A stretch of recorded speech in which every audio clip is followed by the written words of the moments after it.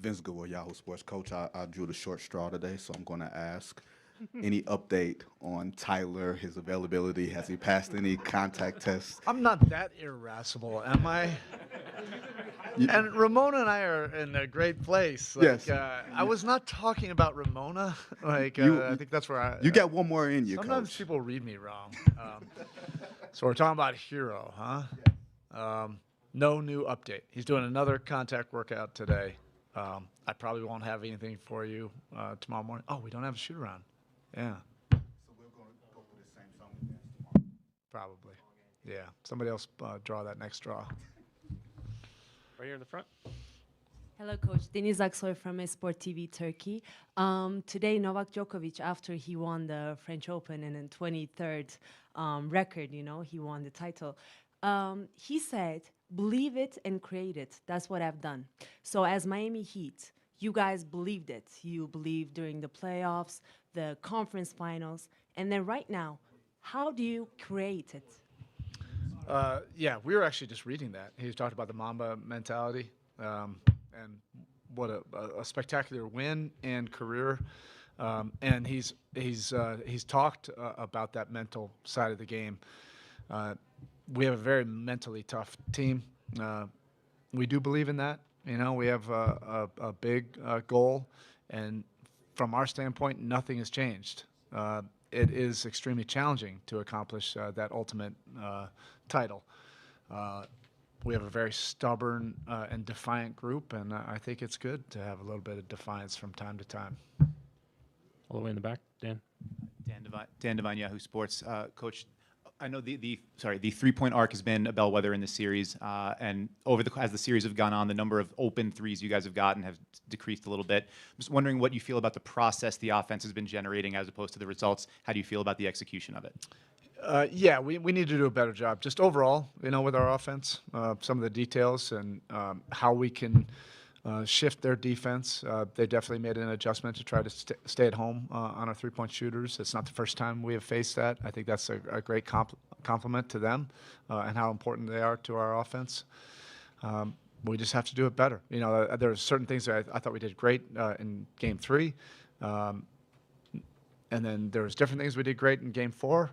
We just need to put it all together. And it might not be perfect, but put more things together that are in our strength zones, even against what they're trying to get accomplished. That's what the deal is.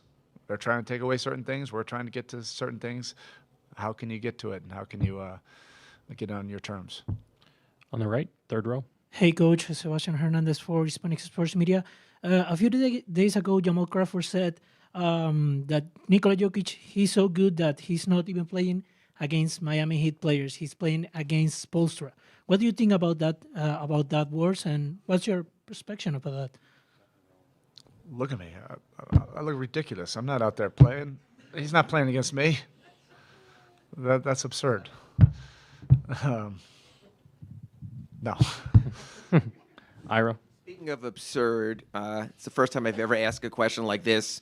What does it say about your mascot that he could take a punch from Conor McGregor, bounce back, and still be ready to go likely in the next home game? That's the Miami Heat toughness that we're talking about.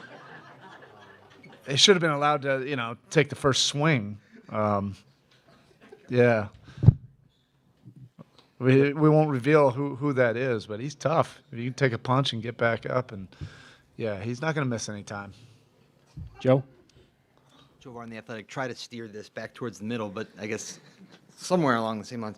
You like to use the word gnarly. You say you have a gnarly team. You said Game 5 is going to be gnarly.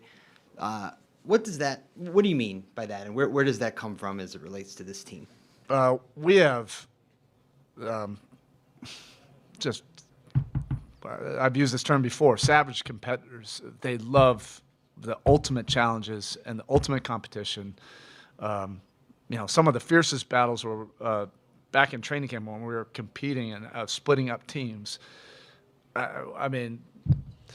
We could barely get through those full contact practices without everybody screaming at each other, yelling at the coaches that are officiating, arguing about the scores. It's that level of intensity when they're playing and competing for a score.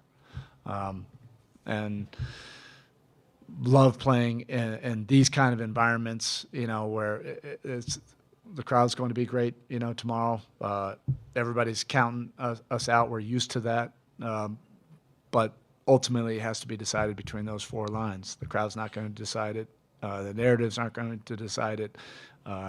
Whatever the analytics are about 3-1, that ain't going to decide it.